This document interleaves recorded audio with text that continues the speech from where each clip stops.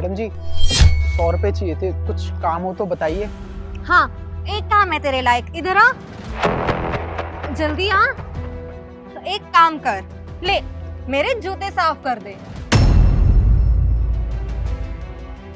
देख क्या रहा है, जल्दी कर, पूरे 100 रुपए दूंगी और मेरे जूते ना एकदम अच्छे से साफ करियो, चमका देने अच्छे से, ठीक है? थोड़ी सी भी धूल नहीं रहनी चाहिए। पूरे 100 रुपए दूंगी, समझा? जी मैडम जी। अरे बस, अब इसे ही चमकाता रहेगा क्या? ले, ये दूसरा भी साफ कर दे।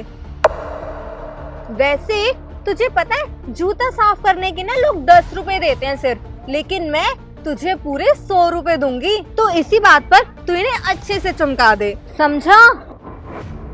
ये क्या करवा रही है तू? अरे तू चुप रहे ना। अरे बस बस, अब क्या चाट के साफ करेगा कैसे?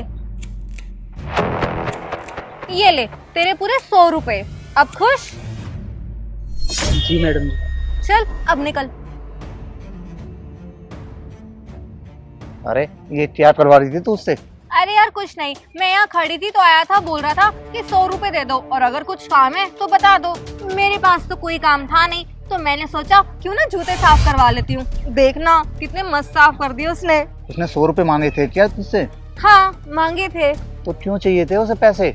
एक बार पूछ तो लेती, क्या पता उस बेचारे की कोई मजबूरी हो। अरे मुझे क्या लेना देना उसकी क्या मजबूरी थी और क्या नहीं। उसने मुझसे पैसे मांगे, मैंने काम करवा कर दे दिए। और तुझे पता है, लोग ना जूते साफ करवाने के 10 रुपए देते हैं और मैंने उसे 100 रुपए दिए हैं।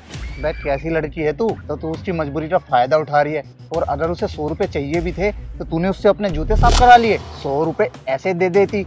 अरे राह चलते आदमी की तो मदद कोई ऐसे ही कर देता है। उसने कौन सा तुझसे 1,00,000-2,00,000 रुपए मांग लिए थे? ना ही उसने कोई तुझसे तेरी जमीन जायदाद मांग ली थी, सिर्फ 100 रुपए की ही बात तो थी। 100 रुपए के लिए उस बेचारे को तूने अपने कदमों में झुका दिया और अपने जूते साफ करा लिए। जूते साफ कराना कोई अच्छी बात थोड़ी ना होती है। वो गरीब आदमी है, तूने उसकी मजबूरी का फायदा उठाया है। उसे लगा 100 रुपए मिल जाएंगे, इसलिए उसने तेरे जूते साफ कर दिए। अगर उस इंसान ने 100 रुपए के लिए तेरे जूते साफ कर दिए तो कोई मजबूरी तो जरूर हो रही है उस इंसान की। और भाई तू भी बड़ी अजीब है, तूने उसकी मजबूरी तो पूछी नहीं, सीधा उससे जूते साफ करा लिए। भाई इंसानियत के नाते कम से कम उससे एक बार पूछ तो लेती कि 100 रुपए मांग रहा है तो तेरी क्या मजबूरी थी। पर नहीं, तूने तो सीधा उससे अपने जूते साफ करा लिए। दिया, कोई किसी के जूते ऐसे ही साफ नहीं करता।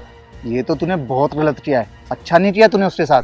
अरे यार, मैंने कोई धर्मशाला थोड़ी ना खोल रखी है जो मैं सबको 100 रुपए ऐसे ही बांट दूं। ये तो मेरा बड़प्पन था जो मैंने उसे 100 रुपए दे दिए, समझा? वरना मेरी जगह कोई और होता ना तो धक्के मार के भगा देता उसे। दिया, मुझे नहीं पता था कि तेरा नेचर ऐसा है।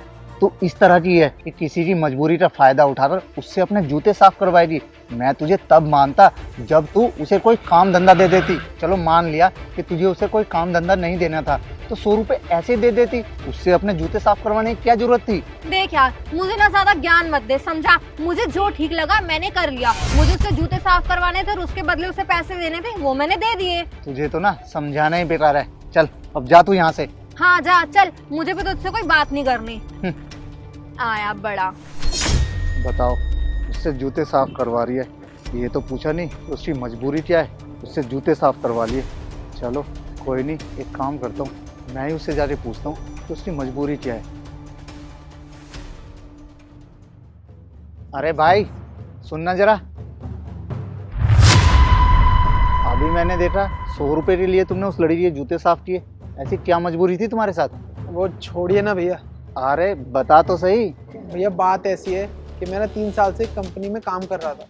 वहाँ पर मेरी तनख्वाह 10,000 थी, तो मालिक को 8,000 में कोई और मिल गया तो उन्होंने मुझे वहाँ से निकाल दिया। और भैया उन्होंने फिर हमारी तनख्वाह भी नहीं दी।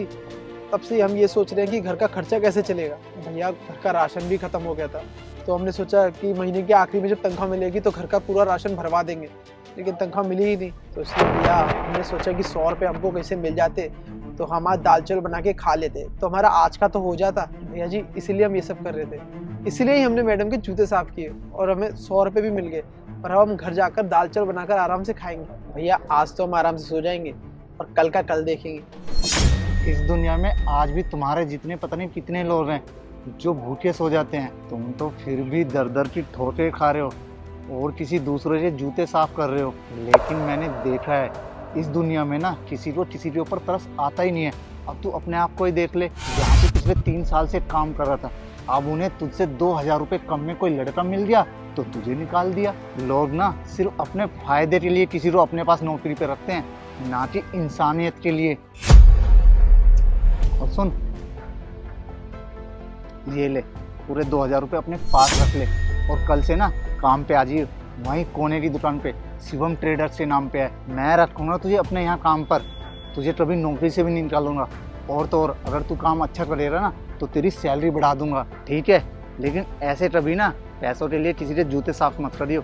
और हाँ, अगर तुझे कोई दिक्कत परेशानी है तो मुझे बोलियो, मैं हमेशा तुझे सपोर्ट करूंगा। भैया जी, एक वो बड़े आदमी थे जिनके पास मैंने 3 साल काम किया, उसके बाद भी उन्होंने मुझे नौकरी से निकाल दिया। और एक आप हो जो हमें जानते नहीं पहचानते नहीं, उसके बावजूद भी आपने मुझे 2000 रुपये एडवांस दे दिए। भैया, दुनिया वाले सही कहते हैं कि आज के टाइम पे भी अच्छे लोग हैं, इंसानियत है, तभी तो आपने मुझे नौकरी पर रख लिया। और भैया जी, मैं बहुत खुश हूँ कि मेरा इन पैसों से 10-20 दिन का घर का राशन भर जाएगा। भैया जी, आपका बहुत बहुत शुक्रिया। आपका ये एहसान मैं ज़िंदगी भर नहीं भूलूंगा। चल ठीक है, अब तू जा और कल से ना टाइम पे आ जाइयो।